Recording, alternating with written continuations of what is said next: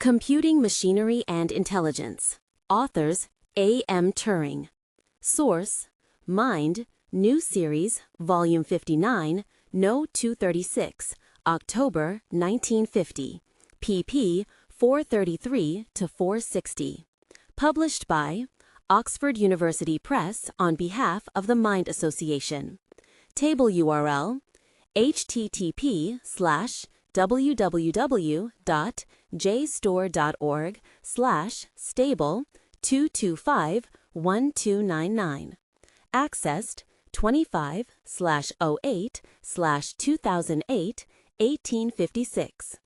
Our use of the JSTOR archive indicates your acceptance of JSTOR's terms and conditions of use. Available at http://jstore.org/page/info/policies.trms.jsp. JSTOR's Terms and Conditions of Use provides in part that unless you have obtained prior permission, you may not download an entire issue of a journal or multiple copies of articles, and may use content in the JSTOR archive only for your personal, non-commercial use. Please contact the publisher regarding any further use of this work. Publisher contact information may be obtained at http://www.jstore.org/action/show-publisher code EOP. JSTOR is a not-for-profit organization founded in 1995 to build trusted digital archives for scholarship. We work with the scholarly community to preserve their work and the materials they rely upon, and to build a common research platform that promotes the discovery and use of these resources. For more information about JSTOR, please contact support@JSTOR. Voo. Chicks. No. 236. Outubro, 1950. Mind. Uma Quarterly Review de Psicologia e Filosofia. I. Computadora Maquinária e Inteligência. Por A. M. Turing. 1. A imitação-jogo. Eu proponho considerar a questão Can machines think? This should begin with definitions of the meaning dos termos machine e think. The definitions might be framed so as to reflect so far as possible the normal use of the words, but this attitude is dangerous. If the meaning of the words machine and think are to be found by examining how they are commonly used, it is difficult to escape the conclusion that the meaning and the answer to the question, Can machines think?, is to be sought in a statistical survey such as a Gallup poll. But this is absurd. Instead of attempting such a definition, I shall replace the question by outra, which is closely related to it, and is expressed in relatively ambiguous words. The new form of the problem can be described em termos de jogo, que chamamos de imitação-jogo. É praticado com 3 pessoas, homem, A, uma mulher e interrogador, que pode ser de qualquer sexo. O interrogador fica em cômodo à parte dos outros 2. O objetivo do jogo para o interrogador é determinar qual dos outros 2 é o homem e qual é a mulher. Eles têm os nomes de X e Y, e ao final do jogo ele diz algo. X é A e Y é B, ou X é B e Y é A. O interrogador é permitido a fazer perguntas a A e B, assim. C. Por favor, X, diga-me a medida do seu cabelo se é homem ou mulher. Agora, suponha que X é ativamente A. Então, A deve responder. É às 28.433/433. 434. A. Turing. Object in the game to try and cause C to make the wrong identification. His answer might therefore be, My hair is shingled and the longest strands are about 9 inches long. In order that tones of voice may not help the interrogator, the answer should be written, or better still, typewritten. The ideal arrangement is to have a teleprinter communicating between the two rooms. Alternatively, the question and answers can be repeated by an intermediary. The object of the game for the third player, B, is to help the interrogator. The best strategy for her is probably to give truthful answers. She can add such things as, "I am the woman, don't listen to him," to her answers. But it will avail nothing, as the man can make similar remarks. We now ask the question, what will happen when a machine takes the part of A in this game? Will the interrogator decide wrongly as often when the game is played like this as he does when the game is played between a man and a woman? These questions replace our original, can machines think? 2. Critique of the new problem. As well as asking, what is the answer to this new form of the question, one may ask, is this new question a worthy one to investigate?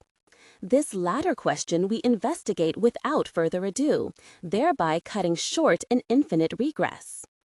The new problem has the advantage of drawing a fairly sharp line between the physical and the intellectual capacities of a man. No engineer or chemist claims to be able to produce a material which is indistinguishable from the human skin. It is possible that at some time this might be done. But even supposing this invention available, we should feel there was little point in trying to make a thinking machine more human by dressing it up in such artificial flesh.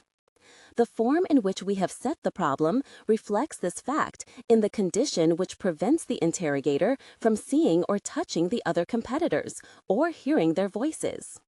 Some other advantages of the proposed criterion may be shown up by specimen questions and answers. Thus, Q. Please write me a sonnet on the subject of the fourth bridge. B. Count me out on this one. I never could write poetry. C. Add 34957 to 70764. D. Pause about 30 seconds and then give as answer 105621. E. Do you play chess? F. Yes. R. P. Computing machinery and intelligence 435. Q. I have K at my K1 and no other pieces. You have only K at K6 and R at RR. It is your move. What do you play? A.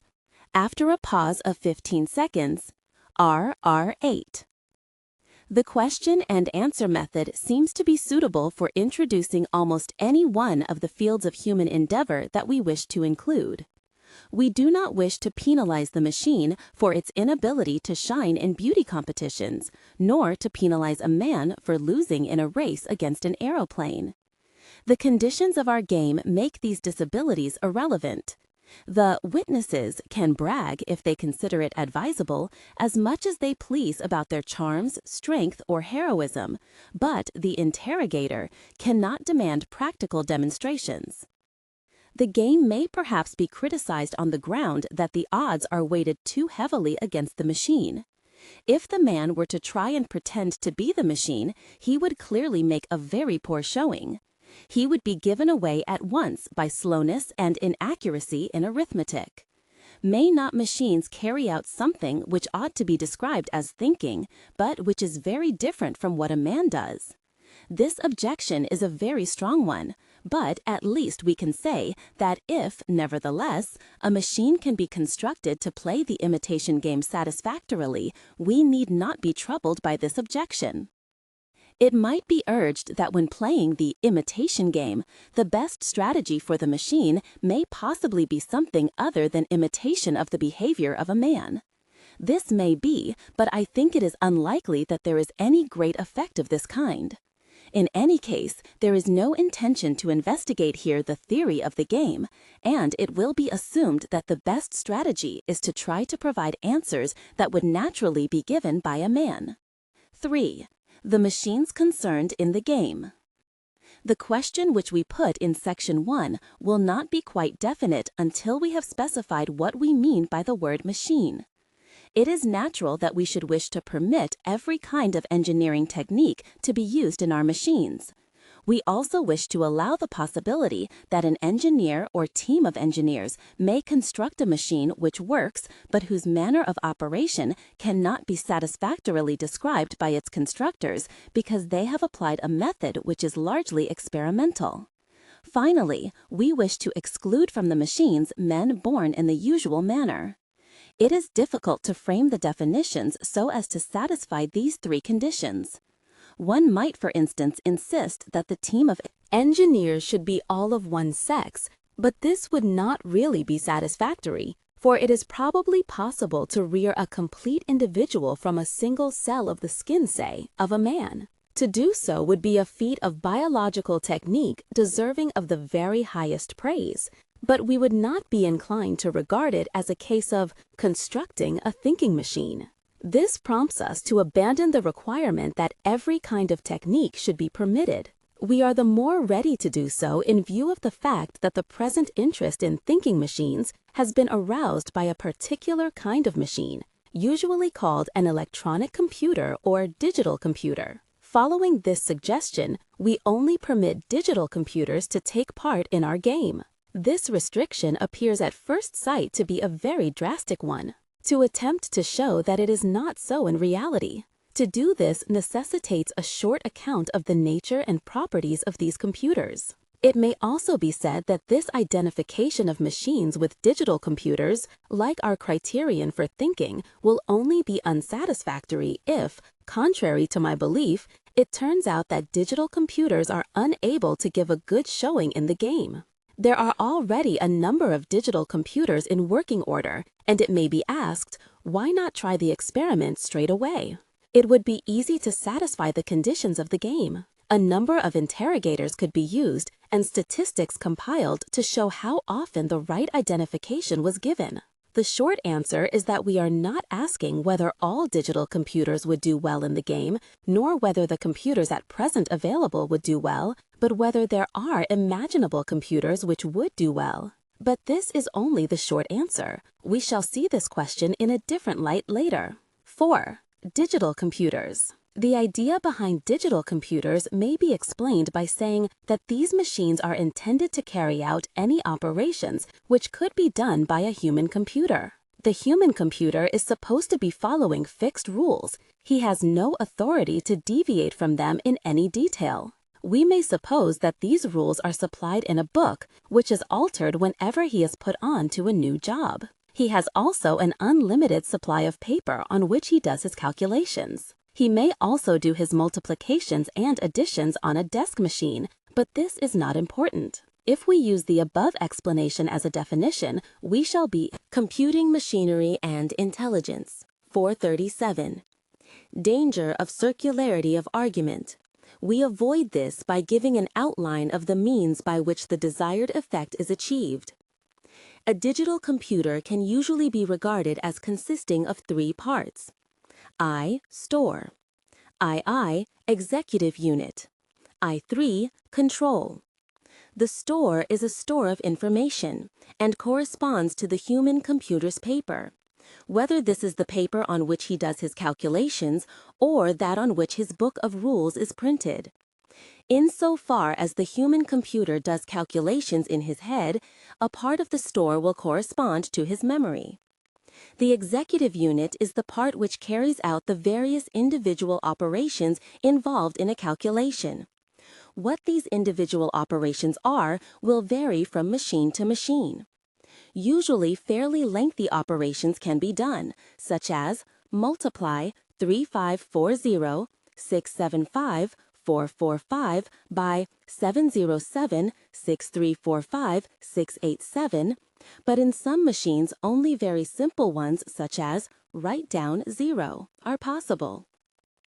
We have mentioned that the book of rules supplied to the computer is replaced in the machine by a part of the store. It is then called the table of instructions. It is the duty of the control to see that these instructions are obeyed correctly and in the right order. The control is so constructed that this necessarily happens. The information in the store is usually broken up into packets of moderately small size. In one machine, for instance, a packet might consist of 10 decimal digits. Numbers are assigned to the parts of the store in which the various packets of information are stored in some systematic manner.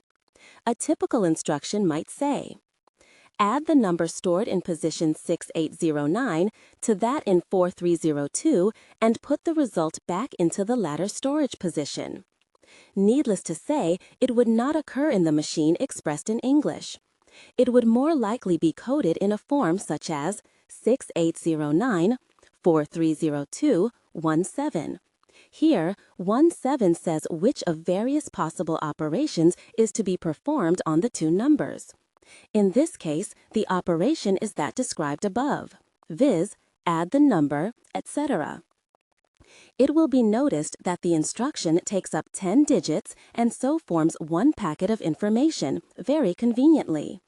The control will normally take the instructions to be obeyed in the order of the positions in which they are stored, but occasionally an instruction such as, now obey the instructions stored in position 5606 and continue from there, may be encountered, or, again, if position 4505 contains 0, obey next the instructions stored in 6707, otherwise continue straight on. Instructions of these latter types are very important because they make it possible for a sequence of operations to be repeated over and over again until some condition is fulfilled. But in doing so, to obey not fresh instructions on each repetition, but the same ones over and over again. To take a domestic analogy, suppose mother wants Tommy to call at the cobbler's every morning on his way to school to see if her shoes are done. She can ask him afresh every morning. Alternatively, she can stick up a notice once and for all in the hall, which he will see when he leaves for school, and which tells him to call for the shoes and also to destroy the notice when he comes back if he has the shoes with him. The reader must accept it as a fact that digital computers can be constructed, and indeed have been constructed, according to the principles we have described, and that they can in fact mimic the actions of a human computer very closely. The book of rules which we have described our human computer as using is of course a convenient fiction. Actual human computers really remember what they have got to do. If one wants to make a machine mimic the behavior of the human computer in some complex operation, one has to ask him how it is done, and then translate the answer into the form of an instruction table. Constructing instruction tables is usually described as programming. To program a machine to carry out the operation A means to put the appropriate instruction table into the machine so that it will do A. An interesting variant on the idea of a digital computer is a digital computer with a random element. These have instructions involving the throwing of a die or some equivalent electronic process. One such instruction might, for instance, be, throw the die and put the resulting number into store 1000. Sometimes such a machine is described as having free will, though I would not use this phrase myself. It is not normally possible to determine from observing a machine whether it has a random element, for a similar effect can be produced by such devices as making the choices depend on the digits of the decimal for 7. Most actual digital computers have only a finite store. There is no theoretical difficulty in the idea of a computer with an unlimited store. Of course, only a finite part can have been used at any one time. Likewise, only a finite amount can have been. Computing machinery and intelligence, 439. Constructed, but we can imagine more and more being added as required. Such computers have special theoretical interest and will be called infinitive capacity computers. The idea of a digital computer is an old one. Charles Babbage, Lucasian professor of mathematics at Cambridge from 1828 to 1839, planned such a machine, called the analytical engine, but it was never completed. Although Babbage had all the essential ideas, his machine was not at that time such a very attractive prospect. The speed which would have been available would be definitely faster than a human computer, but something like 100 times slower than the Manchester machine, itself one of the slower of the modern machines. The storage was to be purely mechanical, using wheels and cards. The fact that Babbage's analytical engine was to be entirely mechanical will help us to rid ourselves of a superstition. Importance is often attached to the fact that modern digital computers are electrical and that the nervous system also is electrical. Since Babbage's machine was not electrical, and since all digital computers are in a sense equivalent, we see that this use of electricity cannot be of theoretical importance. Of course, electricity usually comes in where fast signaling is concerned, so that it is not surprising that we find it in both these connections. In the nervous system, chemical phenomena are at least as important as electrical. In certain computers, the storage system is mainly acoustic. The feature of using electricity is thus seen to be only a very superficial similarity. If we wish to find such similarities, we should look rather for mathematical analogies of function. 5. Universality of digital computers. The digital computers considered in the last section may be classified amongst the discrete state machines. These are the machines which move by sudden jumps or clicks from one quite definite state to another. These states are sufficiently different for the possibility of confusion between them to be ignored. Strictly speaking, there are no such machines. Everything really moves continuously. But there are many kinds of machine which can profitably be thought of as being discrete state machines. For instance, in considering the switches for a lighting system, it is a convenient fiction that each switch must be definitely on or definitely off. There must be intermediate positions, but for most purposes we can forget about them. As an example of a discrete state machine, we might consider a wheel which clicks round through 120 degrees once a second, but may be stopped by a lever which can be operated from outside. In addition, a lamp is to light in one of the positions of the wheel. This machine could be described abstractly as follows. The internal state of the machine, which is described by the position of the wheel, may be GOGS. There is an input signal 7 or 7-1 position of lever. The internal state at any moment is determined by the last state and input signal according to the table. Last state M1, GE, 4S, T, P, P, P, input T, G, G, 4S. The output signals, the only externally visible indication of the internal state, the light, are described by the table. State, GQ, GD, 4S. Output, 09, 0%, 1. This example is typical of discrete state machines. They can be described by such tables provided they have only a finite number of possible states. It will seem that given the initial state of the machine and the input signals, it is always possible to predict all future states. This is reminiscent of Laplace's view that from the complete state of the universe at one moment of time, as described by the positions and velocities of all particles, it should be possible to predict all future states. The prediction which we are considering is, however, rather nearer to practicality than that considered by Laplace. The system of the universe as a whole is such that quite small errors in the initial conditions can have an overwhelming effect at a later time. The displacement of a single electron by a billionth of a centimeter at one moment might make the difference between a man being killed by an avalanche a year later or escaping. It is an essential property of the mechanical systems which we have called discrete state machines that this phenomenon does not occur. Even when we unconsider the actual physical machines instead of the idealized machines, reasonably accurate knowledge of the state at one moment yields reasonably accurate knowledge any number of steps later. Computing machinery and intelligence, 44. As we have mentioned, digital computers fall within the class of discrete state machines, but the number of states of which such a machine is capable is usually enormously large. For instance, the number for the machine now working at Manchester is about 206,000, about 1059.90. Compare this with our example of the clicking wheel described above, which had 3 states. It is not difficult to see why the number of states should be so immense. The computer includes a store corresponding to the paper used by a human computer. It must be possible to write into the store any one of the combinations of symbols which might have been written on the paper. For simplicity, suppose that only digits from 0 to 9 are used as symbols. Variations in handwriting are ignored.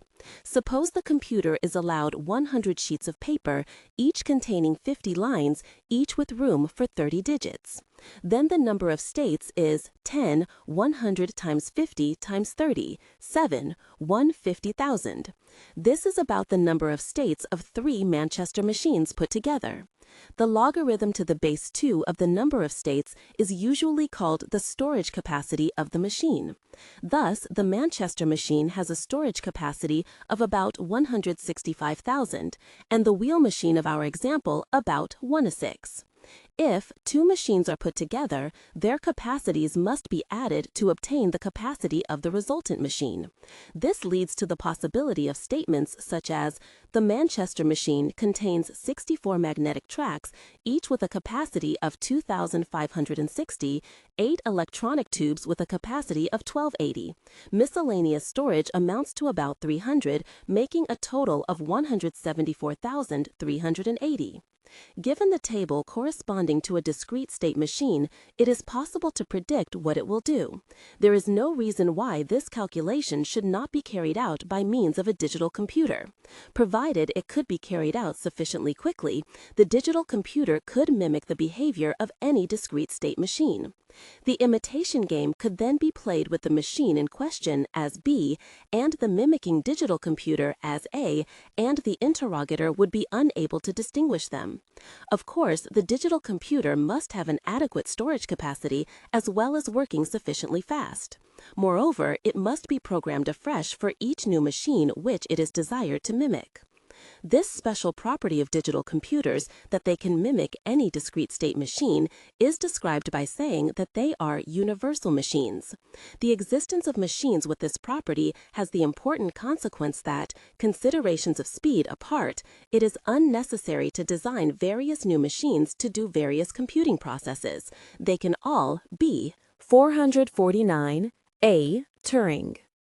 Done with one digital computer suitably programmed for each case. It will be seen that as a consequence of this, all digital computers are in a sense equivalent. We may now consider, again, the point raised at the end of Section 3. It was suggested tentatively that the question, "Can machines think?" should be replaced by, "Are there imaginable digital computers which would do well in the imitation game?" If we wish, we can make this superficially more general and ask, are there discrete state machines which would do well? But in view of the universality property, we see that either of these questions is equivalent to this. Let us fix our attention on one particular digital computer C. Is it true that by modifying this computer to have an adequate storage, suitably increasing its speed of action, and providing it with an appropriate program, C can be made to play satisfactorily the part of A in the imitation game, the part of B being taken by a man? 6. Contrary views on the main question.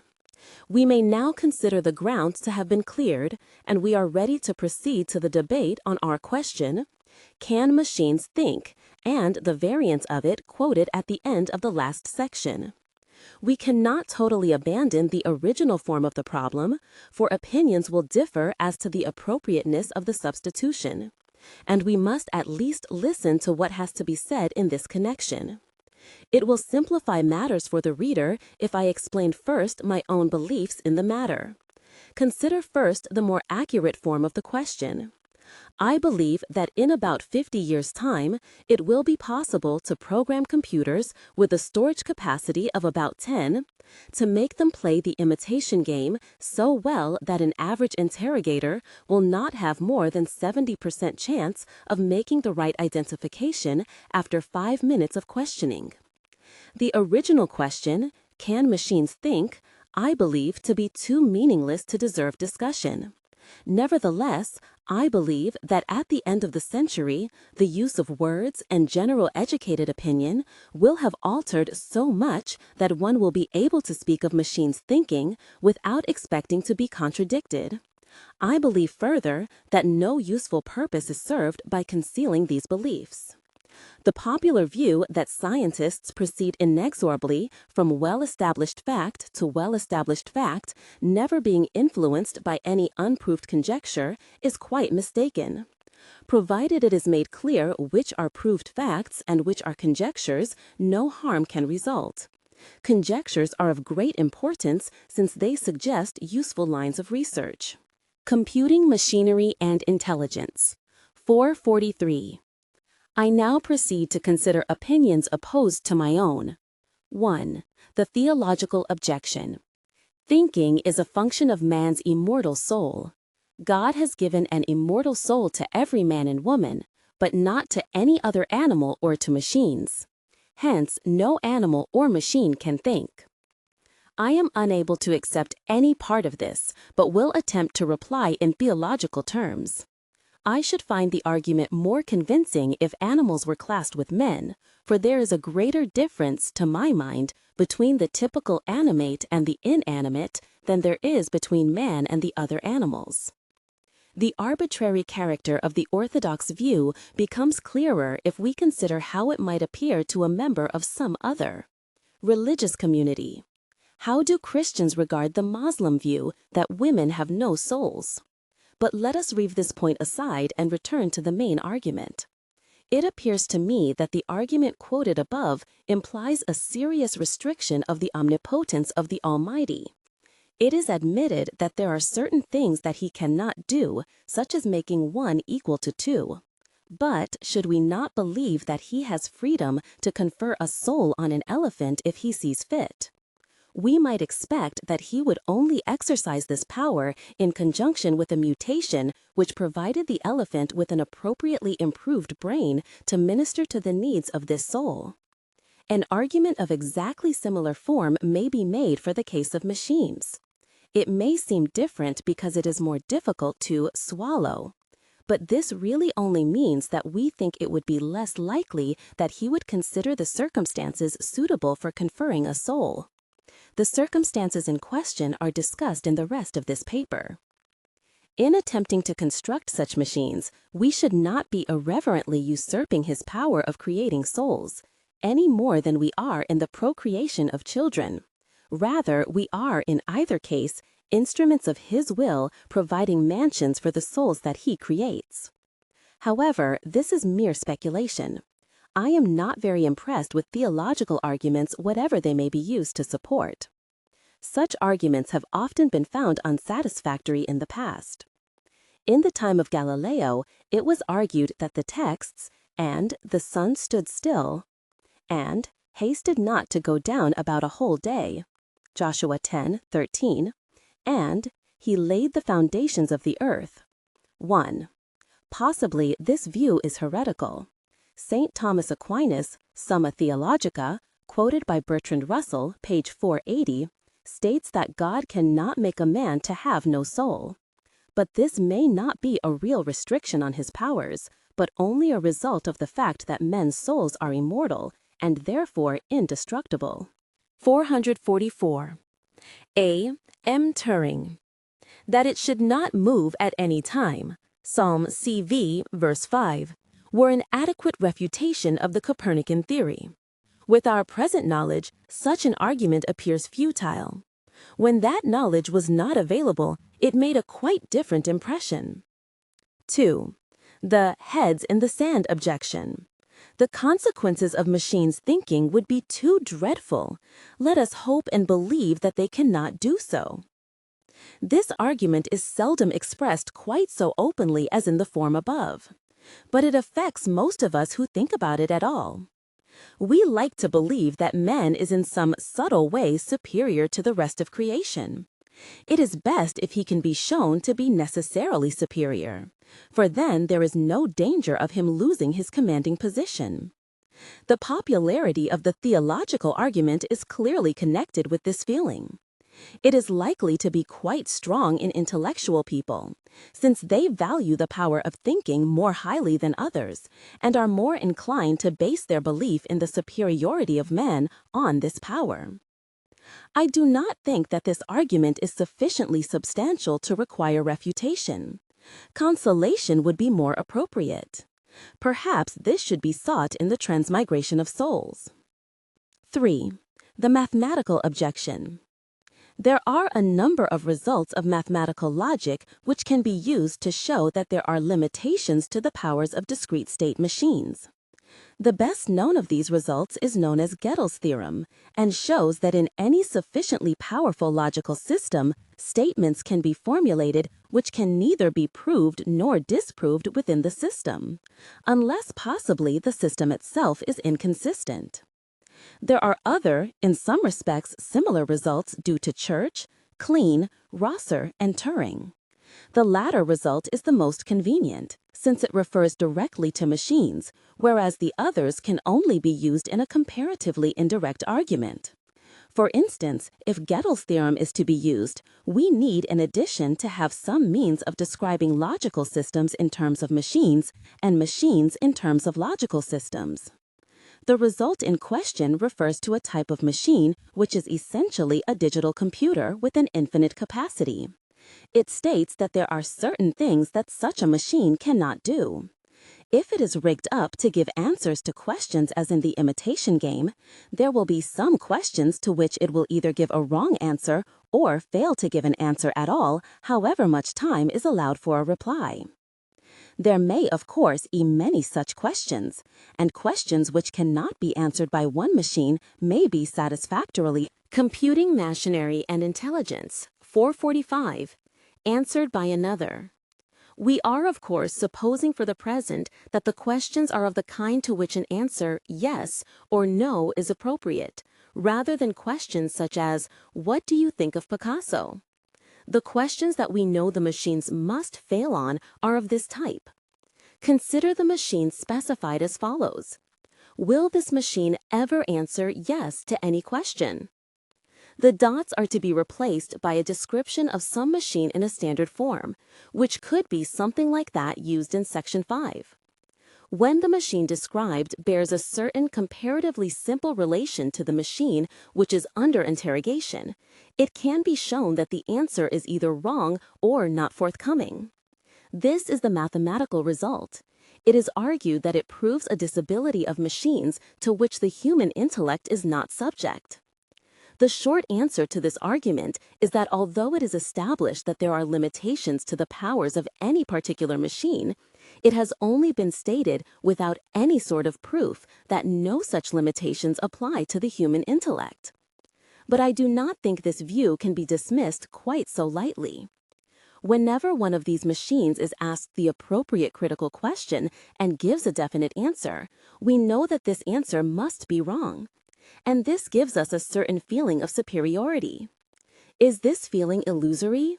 It is no doubt quite genuine, but I do not think too much importance should be attached to it. We too often give wrong answers to questions ourselves to be justified in being very pleased at such evidence of fallibility on the part of the machines.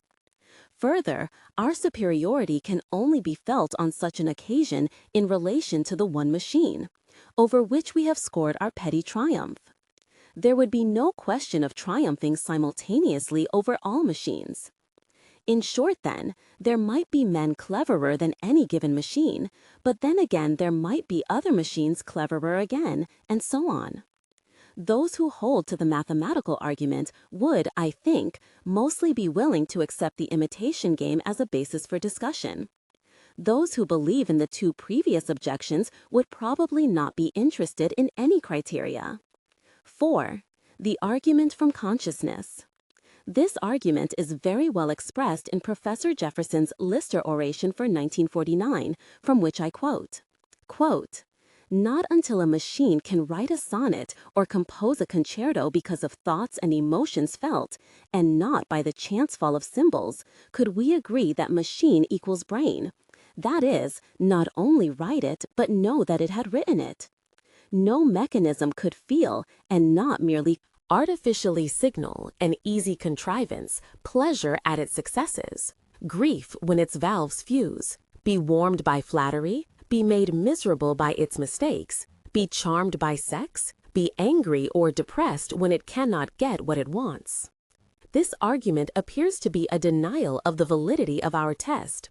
According to the most extreme form of this view, the only way by which one could be sure that a machine thinks is to be the machine and to feel oneself thinking. One could then describe these feelings to the world, but of course no one would be justified in taking any notice. Likewise, according to this view, the only way to know that a man thinks is to be that particular man. It is, in fact, the solipsist point of view. It may be the most logical view to hold, but it makes communication of ideas difficult. A is liable to believe A thinks, but B does not, whilst B believes B thinks, but A does not. Instead of arguing continually over this point, it is usual to have the polite convention that everyone thinks. I am sure that Professor Jefferson does not wish to adopt the extreme and solipsist point of view. Probably he would be quite willing to accept the imitation game as a test.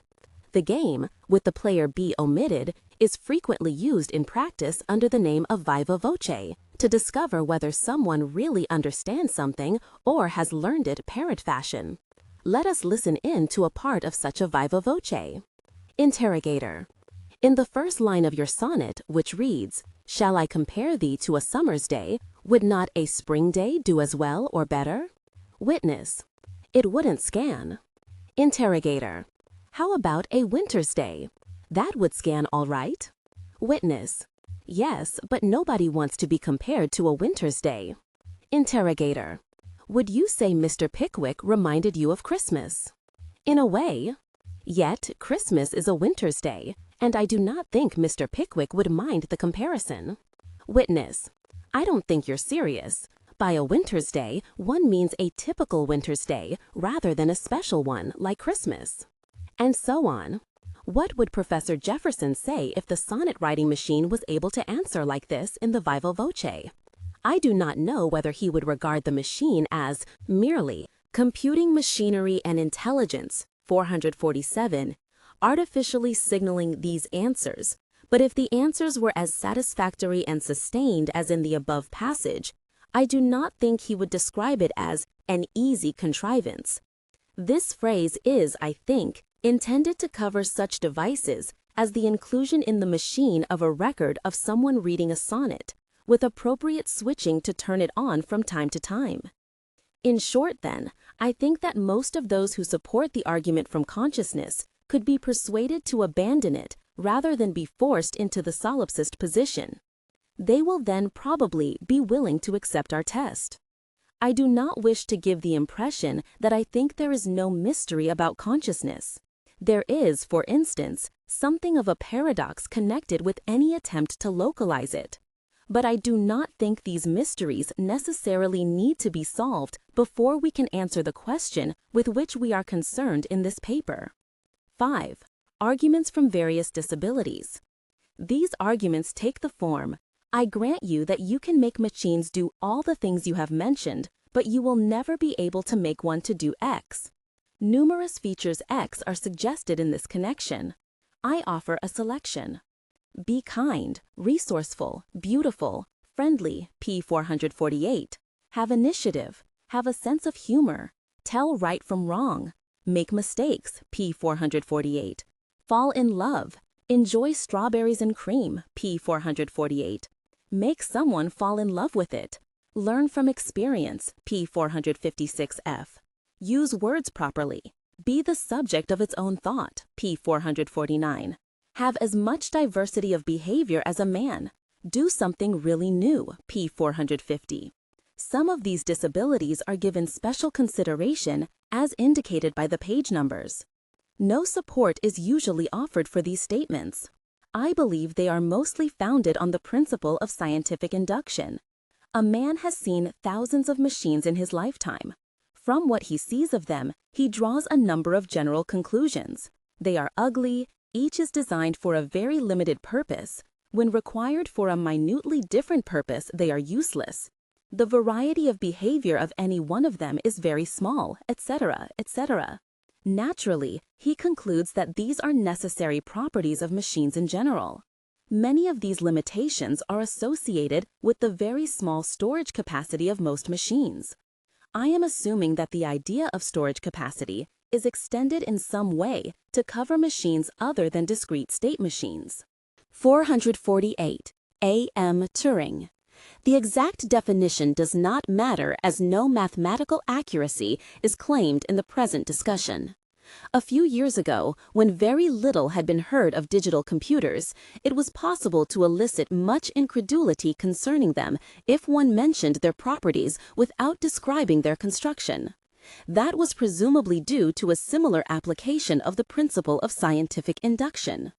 These applications of the principle are of course largely unconscious. When a burnt child fears the fire and shows that he fears it by avoiding it, I should say that he was applying scientific induction. I could of course also describe his behavior in many other ways. The works and customs of mankind do not seem to be very suitable material to which to apply scientific induction. A very large part of space-time must be investigated if reliable results are to be obtained. Otherwise, we may, as most English children do, decide that everybody speaks English and that it is silly to learn French. There are, however, special remarks to be made about many of the disabilities that have been mentioned. The inability to enjoy strawberries and cream may have struck the reader as frivolous. Possibly a machine might be made to enjoy this delicious dish, but any attempt to make one do so would be idiotic.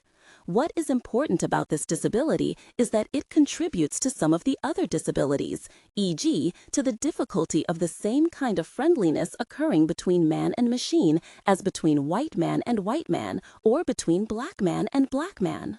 The claim that machines cannot make mistakes seems a curious one.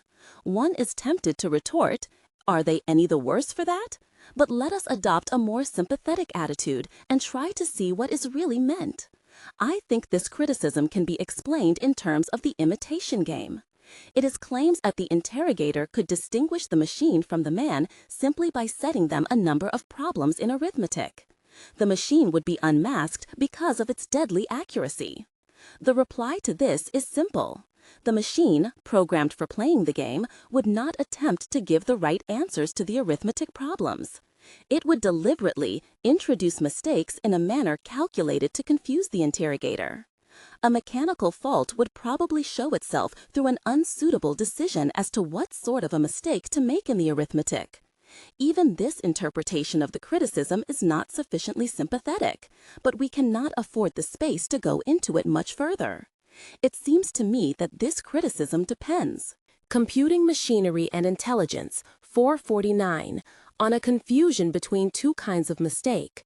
We may call them errors of functioning and errors of conclusion. Errors of functioning are due to some mechanical or electrical fault, which causes the machine to behave otherwise than it was designed to do.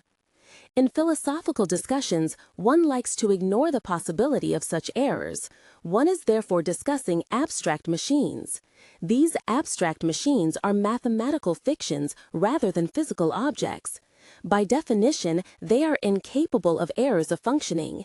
In this sense, we can truly say that machines can never make mistakes. Errors of conclusion can only arise when some meaning is attached to the output signals from the machine. The machine might, for instance, type out mathematical equations or sentences in English. When a false proposition is typed, we say that the machine has committed an error of conclusion. There is clearly no reason at all for saying that a machine cannot make this kind of mistake. It might do nothing but type out repeatedly 0 = 1. To take a less perverse example, it might have some method for drawing conclusions by scientific induction. We must expect such a method to lead occasionally to erroneous results. The claim that a machine cannot be the subject of its own thought can of course only be answered if it can be shown that the machine has some thought with some subject matter. Nevertheless, the subject matter of a machine's operations does seem to mean something, at least to the people who deal with it.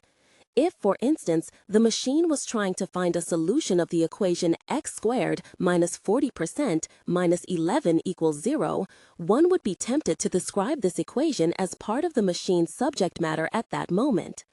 In this sort of sense, a machine undoubtedly can be its own subject matter.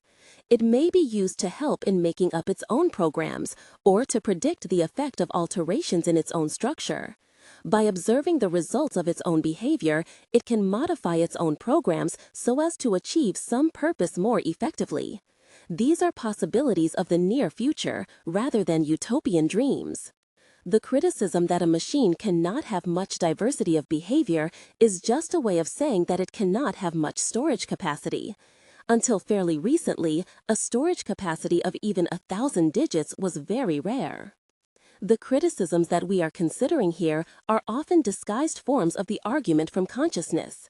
Usually, if one maintains that a machine can do one of these things and describes the kind of method that the machine could use, one will not make 29. 4:50 a.m. Turing. Much of an impression. It is thought that the method, whatever it may be, for it must be mechanical, is really rather base. Compare the parentheses in Jefferson's statement quoted on page 21. 6. Lady Lovelace's objection. Our most detailed information of Babbage's analytical engine comes from a memoir by Lady Lovelace.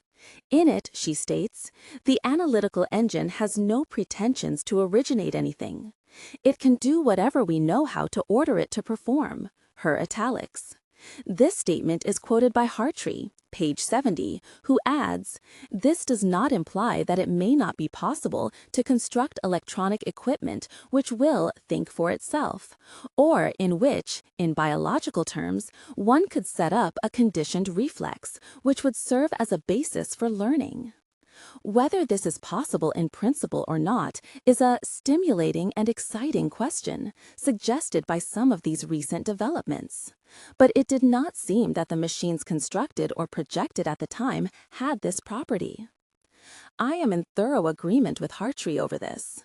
It will be noticed that he does not assert that the machines in question had not got the property, but rather that the evidence available to Lady Lovelace did not encourage her to believe that they had it. It is quite possible that the machines in question had, in a sense, got this property. For suppose that some discrete state machine has the property. The analytical engine was a universal digital computer, so that, if its storage capacity and speed were adequate, it could by suitable programming be made to mimic the machine in question. Probably this argument did not occur to the Countess or to Babbage. In any case, there was no obligation on them to claim all that could be claimed. This whole question will be considered again under the heading of learning machines. A variant of Lady Lovelace's objection states that a machine can never do anything really new. This may be parried for a moment with the saw, there is nothing new under the sun. Who can be certain that original work that he has done was not simply the growth of the seed planted in him by teaching, or the effect of following well-known general principles? A better variant of the objection says that a machine can never take us by surprise. This statement is a more direct challenge and can be met directly. Machines take me by surprise with great frequency. This is largely because I do not do sufficient calculation to decide what to expect them to do, or rather, because although I do a calculation, I do it in a hurried, slipshod fashion, taking risks. Perhaps I say to myself, I suppose the voltage here ought to be the same as there. Anyway, let's assume it is. Computing Mathematics and Intelligence, 451. Naturally, I am often wrong, and the result is a surprise for me, for, by the time the experiment is done, these assumptions have been forgotten. These admissions lay me open to lectures on the subject of my vicious ways, but do not throw any doubt on my credibility when I testify to the surprises I experience. I do not expect this reply to silence my critic. He will probably say that such surprises are due to some creative mental act on my part and reflect no credit on the machine. This leads us back to the argument from consciousness and far from the idea of surprise. It is a line of argument we must consider closed, but it is perhaps worth remarking that the appreciation of something as surprising requires as much of a creative mental act, whether the surprising event originates from a man, a book, a machine, or anything else. The view that machines cannot give rise to surprises is due, I believe, to a fallacy to which philosophers and mathematicians are particularly subject. This is the assumption that as soon as a fact is presented to a mind, all consequences of that fact spring into the mind simultaneously with it. It is a very useful 452 A.M. Turing to choose at random between the values 312, 313, 314, 315, 316 with the probabilities of 005, 015, 055, 019, 006, say. Under these circumstances, it would be very difficult for the interrogator to distinguish the differential analyzer from the digital computer. 8. The argument from informality of behavior. It is not possible to produce a set of rules purporting to describe what a man should do in every conceivable set of circumstances. One might, for instance, have a rule that one is to stop when one sees a red light and to go if one sees a green one. But what if by some fault both appear together? One may perhaps decide that it is safest to stop. But some further difficulty may well arise from this decision later. To attempt to provide rules of conduct to cover every eventuality, even those arising from traffic lights, appears to be impossible. With all this, I agree. From this, it is argued that we cannot be machines. I shall try to reproduce the argument, but I fear I shall hardly do it justice. It seems to run something like this. If each man had a definite set of rules of conduct by which he regulated his life, he would be no better than a machine. But there are no such rules, so men cannot be machines. The undistributed middle is glaring. I do not think the argument is ever put quite like this, but I believe this is the argument used nevertheless. There may, however, be a certain confusion between rules of conduct and laws of behavior to cloud the issue. By rules of conduct, I mean precepts such as stop if you see red lights, on which one can act and of which one can be conscious. By laws of behavior, I mean laws of nature as applied to a man's body, such as if you pinch him, he will squeak. If we substitute laws of behavior which regulate his life for laws of conduct by which he regulates his life, in the argument quoted, the undistributed middle is no longer insurmountable. For we believe that it is not only true that being regulated by laws of behavior implies being some sort of machine, though not necessarily a discrete state machine, but that conversely, being such a machine implies being regulated by such laws. However, we cannot so easily convince ourselves of the absence of complete laws of behavior as of complete rules of conduct. The only way we know of for finding such laws is scientific observation, and we certainly know of no circumstances under which we could say, we have searched enough. There are no such laws. We can demonstrate more forcibly that any such statement would be unjustified. For suppose we could be sure of finding Computing Mathematics and Intelligence 453. Such laws if they existed, then, given a discrete state machine, it should certainly be possible to discover by observation sufficient about it to predict its future behavior, and this within a reasonable time, say 1,000 years. But this does not seem to be the case. I have set up on the Manchester computer a small program using only 1,000 units of storage, whereby the machine, supplied with one 16-figure number, replies with another within 2 seconds. I would defy anyone to learn from these replies sufficient about the program to be able to predict any replies to untried values. 9. The argument from extrasensory perception. I assume that the reader is familiar with the idea of extrasensory perception and the meaning of the 4 items of it, viz., telepathy, clairvoyance, precognition, and psychokinesis. These disturbing phenomena seem to deny all our usual scientific ideas. How we should like to discredit them. Unfortunately, the statistical evidence, at least for telepathy, is overwhelming. It is very difficult to rearrange one's ideas so as to fit these new facts in. Once one has accepted them, it does not seem a very big step to believe in ghosts and bogies. The idea that our bodies move simply according to the known laws of physics, together with some others not yet discovered but somewhat similar, would be one of the first to go.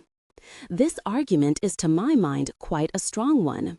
One can say in reply that many scientific theories seem to remain workable in practice in spite of EAP, that in fact one can get along very nicely if one forgets about it. This is rather cold comfort, and one fears that thinking is just the kind of phenomenon where HAP may be especially relevant. A more specific argument based on EAP might run as follows.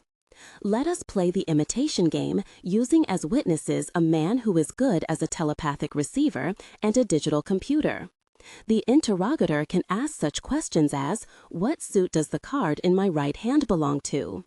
The man by telepathy or clairvoyance gives the right answer 130 times out of 400 cards. The machine can only guess at random and perhaps gets 104 right. So the interrogator makes the right identification. There is an interesting possibility which opens here. Suppose the digital computer contains a random number generator. Then it will be natural to use this to decide what answer to give. But then the random number generator will be subject to the psychokinetic powers of the interrogator. Perhaps this psychokinesis might cause the machine to guess right more often than would be expected on a probability calculation, so that the interrogator 454. A. Turing might still be unable to make the right identification. On the other hand, he might be able to guess right without any questioning by clairvoyance. With ESP, anything may happen. If telepathy is admitted, it will be necessary to tighten our test up. The situation could be regarded as analogous to that which would occur if the interrogator were talking to himself and one of the competitors was listening with his ear to the wall. To put the competitors into a telepathy-proof room would satisfy all requirements. 7. Learning machines. The reader will have anticipated that I have no very convincing arguments of a positive nature to support my views. If I had, I should not have taken such pains to point out the fallacies in contrary views. Such evidence as I have, I shall now give. Let us return for a moment to Lady Lovelace's objection, which stated that the machine can only do what we tell it to do. One could say that a man can inject an idea into the machine, and that it will respond to a certain extent and then drop into quiescence, like a piano string struck by a hammer. Another simile would be an atomic pile of less than critical size. An injected idea is to correspond to a neutron entering the pile from without. Each such neutron will cause a certain disturbance, which eventually dies away. If, however, the size of the pile is sufficiently increased, the disturbance caused by such an incoming neutron will very likely go on and on increasing until the whole pile is destroyed. Is there a corresponding phenomenon for minds, and is there one for machines? There does seem to be one for the human mind. The majority of them seem to be subcritical, i.e., to correspond in this analogy to piles of subcritical size. An idea presented to such a mind will, on average, give rise to less than one idea in reply. A smallish proportion are supercritical. An idea presented to such a mind may give rise to a whole theory consisting of secondary, tertiary, and more remote ideas. Animals' minds seem to be very definitely subcritical. Adhering to this analogy, we ask, can a machine be made to be supercritical? The skin of an onion analogy is also helpful. In considering the functions of the mind or the brain, we find certain operations which we can explain in purely mechanical terms.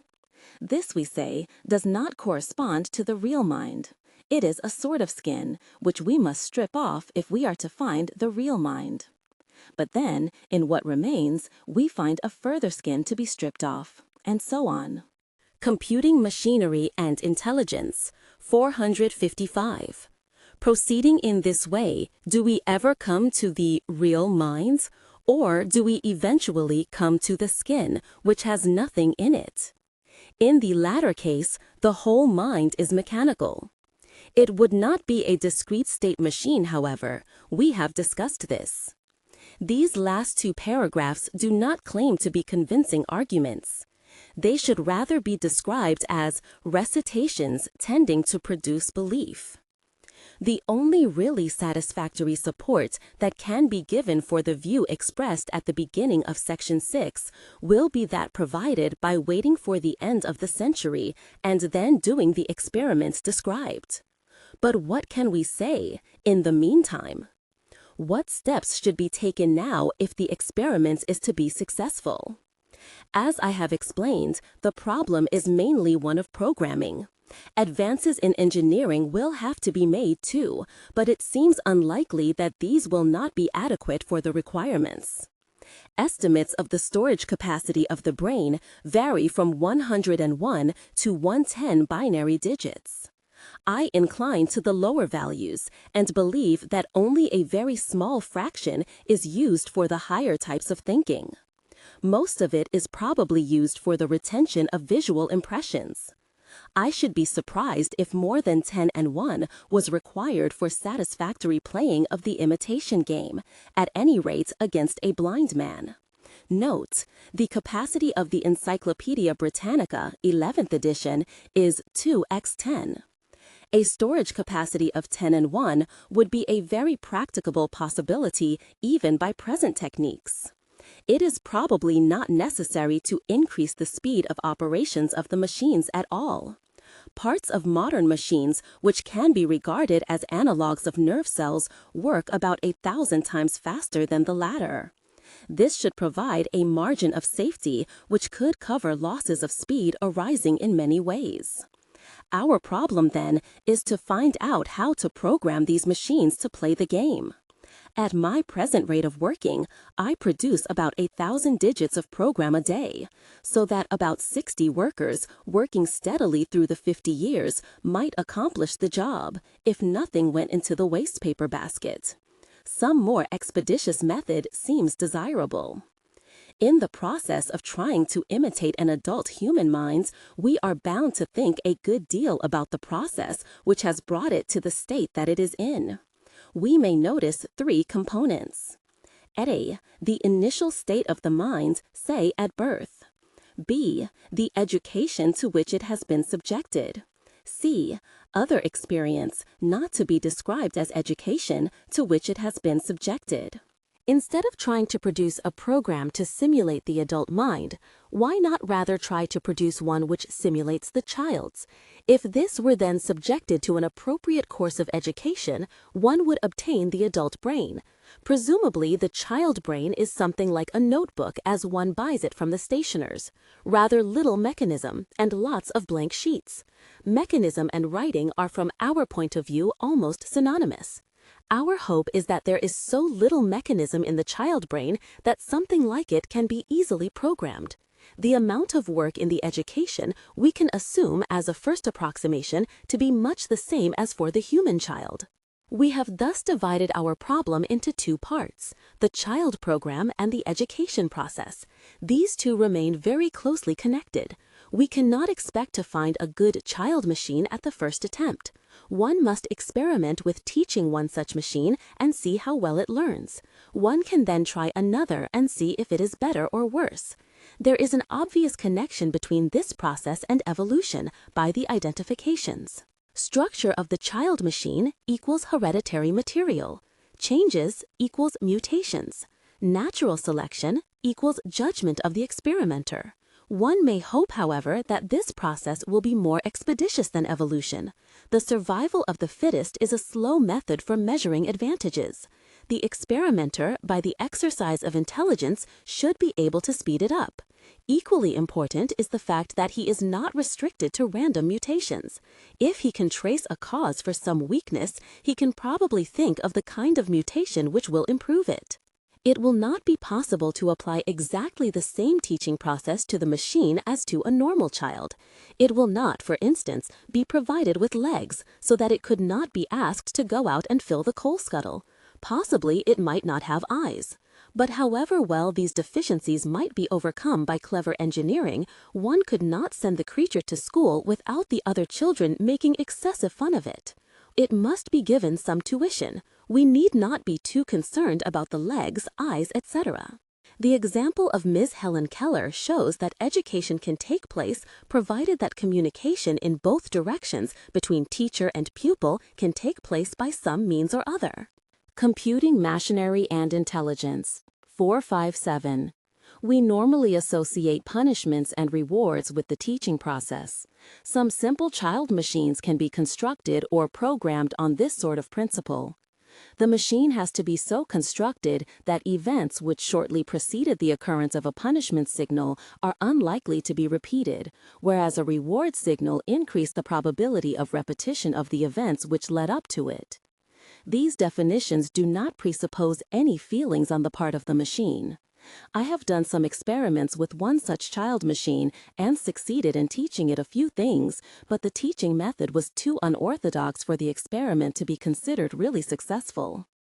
The use of punishments and rewards can at best be a part of the teaching process. Roughly speaking, if the teacher has no other means of communicating to the pupil, the amount of information which can reach him does not exceed the total number of rewards and punishments applied. By the time a child has learnt to repeat Casabianca, he would probably feel very sore indeed if the text could only be discovered by a 20 questions technique, every no taking the form of a blow. It is necessary, therefore, to have some other unemotional channels of communication. If these are available, it is possible to teach a machine by punishments and rewards to obey orders given in some language, e.g., a symbolic language. These orders are to be transmitted through the unemotional channels. The use of this language will diminish greatly the number of punishments and rewards required. Opinions may vary as to the complexity which is suitable in the child machine. One might try to make it as simple as possible consistently with the general principles. Alternatively, one might have a complete system of logical inference built in. In the latter case, the store would be largely occupied with definitions and propositions. The propositions would have various kinds of status, e.g., well-established facts, conjectures, mathematically proved theorems, statements given by an authority, expressions having the logical form of proposition but not belief value. Certain propositions may be described as imperatives. The machine should be so constructed that as soon as an imperative is classed as well-established, the appropriate action automatically takes place. To illustrate this, suppose the teacher says to the machine, "Do your homework now." This may cause "teacher says, do your homework now" to be included amongst the well-established facts. Another such fact might be, 1, or rather programmed in, for our child machine will be programmed in a digital computer. But the logical system will not have to be learned. Everything that teacher says is true. Combining these may eventually lead to the imperative, "Do your homework now," being included amongst the well-established facts, and this, by the construction of the machine, will mean that the homework actually gets started. But the effect is very satisfactory. The processes of inference used by the machine need not be such as would satisfy the most exacting logicians. There might, for instance, be no hierarchy of types. But this need not mean that type fallacies will occur, any more than we are bound to fall over unfenced cliffs.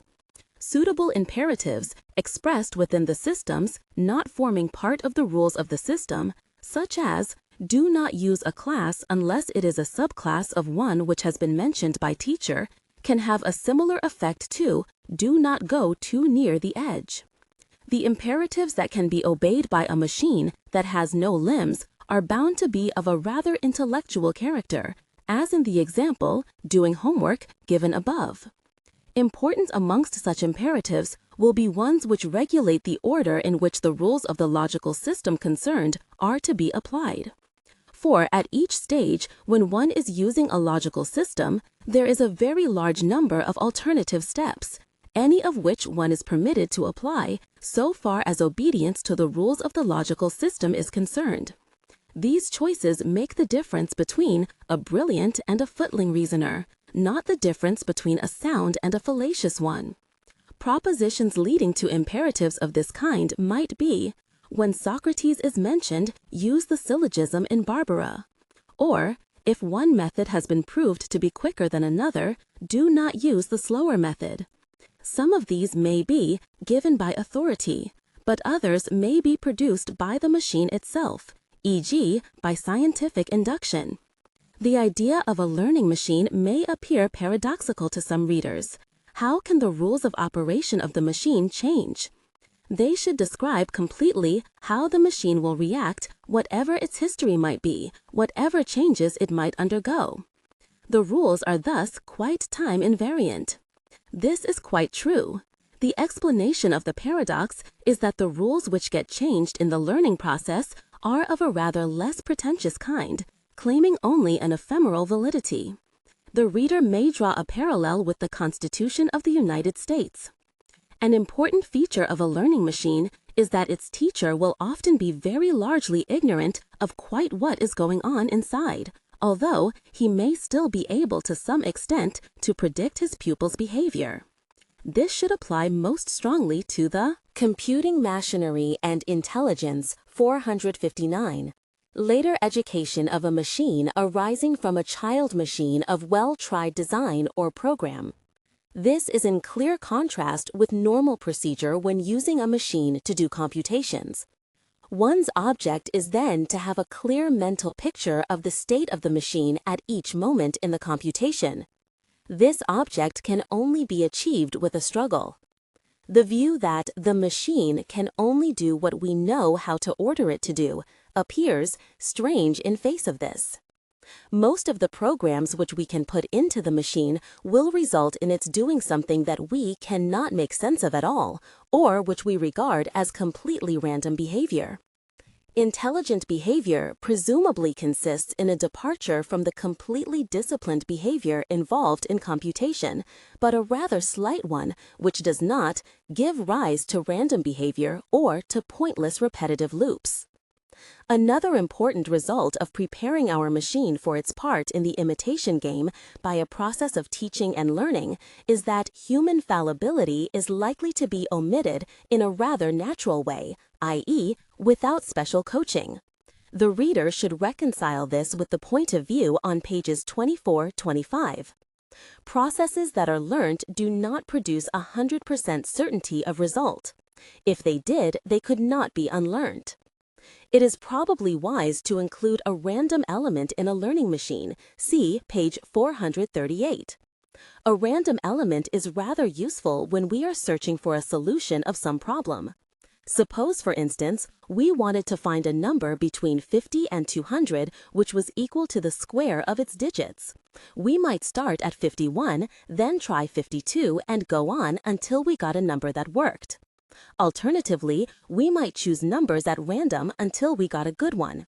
This method has the advantage that it is unnecessary to keep track of the values that have been tried, but the disadvantage that one may try the same one twice, but this is not very important if there are several solutions. The systematic method has the disadvantage that there may be an enormous block without any solutions in the region which has to be investigated first. Now, the learning process may be regarded as a search for a form of behavior which will satisfy the teacher or some other criterion. Since there is probably a very large number of satisfactory solutions, the random method seems to be better than the systematic. It should be noticed that it is used in the analogous process of evolution. But there, the systematic method is not possible. How could one keep track? 1. Compare Lady Lovelace's statement, page 450, which does not contain the word only. 4:60 a.m. Turing. Computing Machinery and Intelligence. of the different genetical combinations that had been tried, so as to avoid trying them again. We may hope that machines will eventually compete with men in all purely intellectual fields. But which are the best ones to start with? Even this is a difficult decision. Many people think that a very abstract activity, like the playing of chess, would be best. It can also be maintained that it is best to provide the machine with the best sense organs that money can buy, and then teach it to understand and speak English.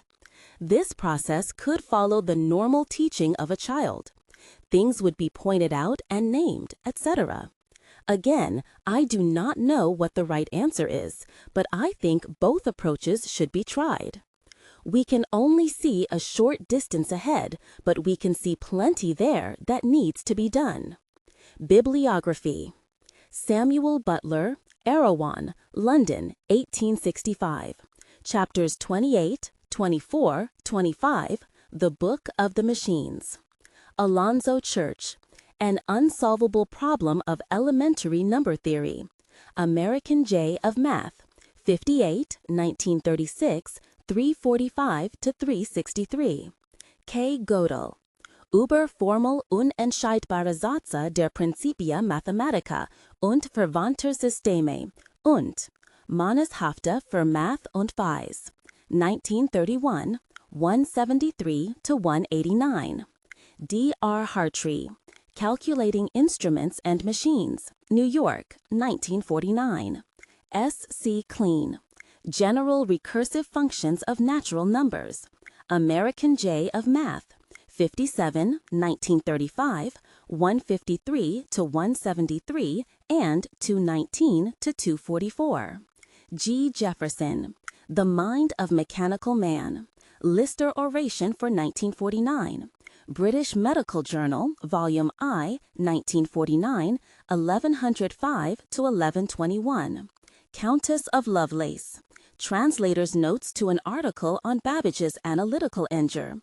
Scientific Memoirs, edited by R. Taylor, Volume 3, 1842, 691 to 731. Bertrand Russell. History of Western Philosophy, London, 1940. A. M. Turing. On Computable Numbers with an Application to the Entscheidvolums Problem.